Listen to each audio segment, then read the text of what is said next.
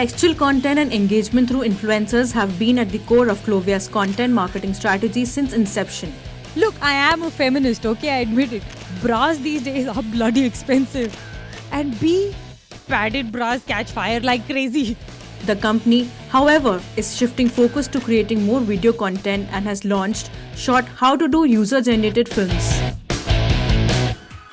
In a video interview series BuzzinContent.com presents Engage, Pankaj Vermani, founder and CEO Clovia, talks about the brand's content strategy, do's and don'ts of content integration, and challenges associated with content marketing in the lingerie category.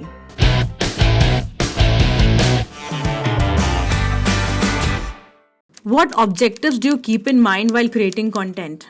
There are only three objectives. You get their wallet share, you get their wardrobe share, and you get their mind share, right? But the holy grail is the mind share. You can get to their wallets, you can get to their wardrobe, but the holy grail is the mind share.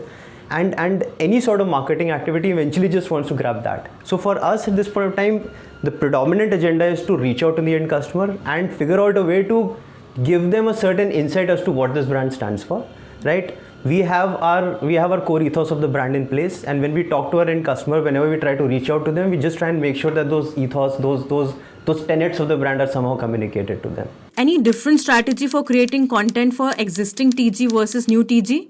Creation of content is just one of the things, right? You have to understand all the aspects of the target audience, and predominantly the real feature that you're working towards is whether your product is a fit to the end customer or not. If you're working hard enough for your product, you will actually end up understanding everything about that end customer. If the question is about at what stage you are, because at a certain stage the customer understands you, and when you're going to a new TG, then the customer doesn't know you at all, then frankly people try and do multiple things. You would do some people use celebrities to do a blast, which is more of an introduction, right? But that is agnostic to content creation, right? I'm saying that is just a typical marketing strategy. For us, the way we look at it is fairly simple, that if I understand my customer completely while I'm trying to find a product market fit, then content is just one of the things I would have anyways figured out. If I have to think too many times as to what content to create for this new TG, then I'm actually not done a good job with my product, because I have to rethink so much. How should brands create content that stands out?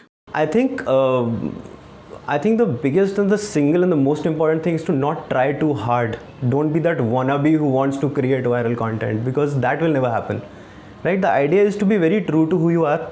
So for example, we stand for joy, so find your joy is our tagline. Clovia by design stands for something which we personally feel is, so going back a little bit on the tenets on the brand, we said that, life of a woman in India is very difficult. The kind of products that she uses, have not given her the comfort that she wanted. So can I add a little bit of happiness to her life by the route of under fashion, by the route of giving her the right undergarments, right? So that was, and we said that joy is our key tenet. That is what we want to build, right? So I will keep being true to that aspect of joy and keep trying to do the right content to spread that happiness for them.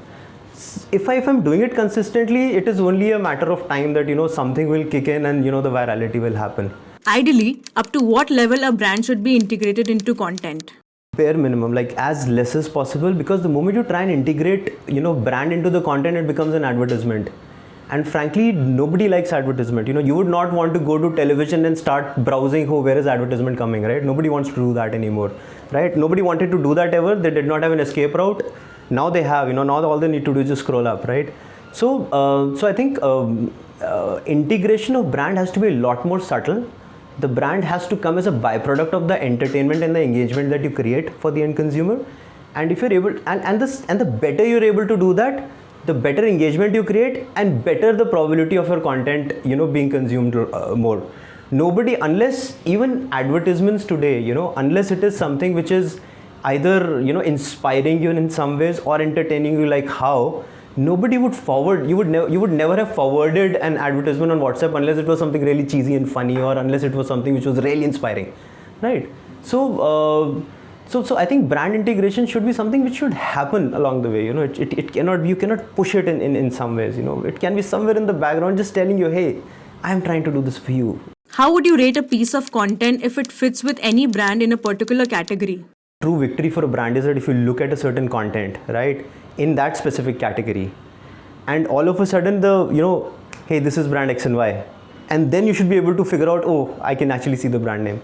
So I think that's the kind of connection that a brand needs to create, and it is very it's somehow again, you know, it goes back to the core fundamentals of branding, that, you know, have you been able to create what used to happen in print, what used to happen in TVCs, have you been able to create a certain, you know, aura of your brand, that, you know, when somebody's trying to talk to you via that brand, you know, the first thing that you can understand is, hey, it has to be this brand and not anybody else, right? So similar truth has to come with the content as well. It gets much trickier with content because of the, you know, there was a certain rationing that was there when it came to other forms of branding. There was only a finite real estate you could use when it comes to newspaper, you know, there was only a finite, you know, TV time that you could use, you know, all of a sudden becomes a lot more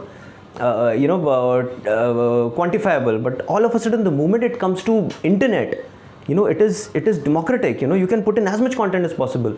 So the clutter is too high, and after a point of time, you get, you know, the ideas also start becoming lesser, and you start looking around, figuring out, you know, what more can you do.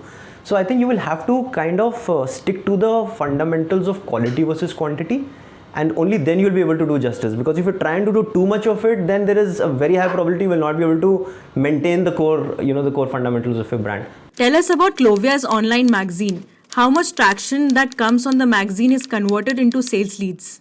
Actually, it's just a group of 5-6 people, you know, within the organization who are super active at all points of time. And then of course we work with a lot of freelancers as well, you know, kind of support us in the whole process, and sometimes a lot of good talent is not very easy to kind of have on a full-time basis. So, you know, you try and figure out ways where you can associate with them. In terms of the revenues, I think so that's the beauty of the magazine, you know, formats that you have. So while the conversion there would be a little lesser, you know, than the overall traffic that I'm bringing via, you know, search engine marketing and other formats, the interesting bit about that is that you know, the longevity of that user is much higher. The customer lifetime value is way higher, because the customer that I have acquired through that channel is a customer who has become a believer with me over time. So she ends up buying a lot more times, you know. So my average conversion would be a little lesser than my other channels, which are the pure marketing channels. But my customer lifetime value is way higher. It's at least 3 to 4 times of the customer acquired the other way around. Do you think traditional mediums could be as good platforms as digital? Absolutely. I mean, you know, they have been, frankly. You know, if you look at radio today, the kind of content and the bites that they're coming out with are phenomenal. In fact, you could actually, you know, most of the radio content you actually go back and consume on YouTube, because they've done such a good job that you end up, you know, subscribing them over YouTube. So the lines are thinning. You know, what I think more importantly, it is about what is the TG that you're trying to target, and where does the TG sit. So if you're trying to target a younger audience, you know, they will not sit, you know, on the newspaper side, and, you know, if you're trying to you know, target an elder audience, then of course you will find them on television. So definitely there is an absolute opportunity there. But as I said, that, you know, there is only finite airtime. There's only, you know, so there is a you know, the internet is just too huge, right? When it comes, you can just add as much content as you want. At these places, there will only be a very finite quantifiable time. So you'll have to be much more careful about what you present there. The branded content for print becomes a little tricky beyond a certain point of time, because the nature of that medium has always been either associated with some form of information or some form of advertisement. You know, everything which is a third is still taken as an advertorial. You know, so there is a certain form of advertisement that has somehow always gotten associated. So I think the nature of that animal is that, you know, people will never associate that this is true content which has come through this brand. Your video content is influencer heavy, despite the fact that companies like Unilever and P&G have called out influencers. Your comments? The beauty of being an influencer is that, you know, while I have my reputation to maintain, the influencer also has their own reputation to maintain. So even as a brand, you know, I cannot push them into doing something which they would not stand for, because they also so the risk of me losing my face is way higher for them losing their face in front of their audience. So even if you look at our you know, the content that we've created so far, we've been very tactical / strategic in terms of finding the right people and doing the right communication. You know, we've never been overboard with the brand. They have never been overboard with the brand. What are the challenges associated with content marketing and branded content in your category? We have like 500 million women, and 90% of them don't even know their sizes. And when we really want to come out, there is no conversation happening on menstruation and other problems. Thanks Almighty that now the mainstream media has come and started making movies where people actually start talking about it, right? So there have been times when we've tried to do something which is way forward looking, where we've said that hey, let's take this specific use case head on, and all of a sudden we've realized that I can't even do a hoarding around it, right? Because all of a sudden there will be a lot of people who would have discomfort around that.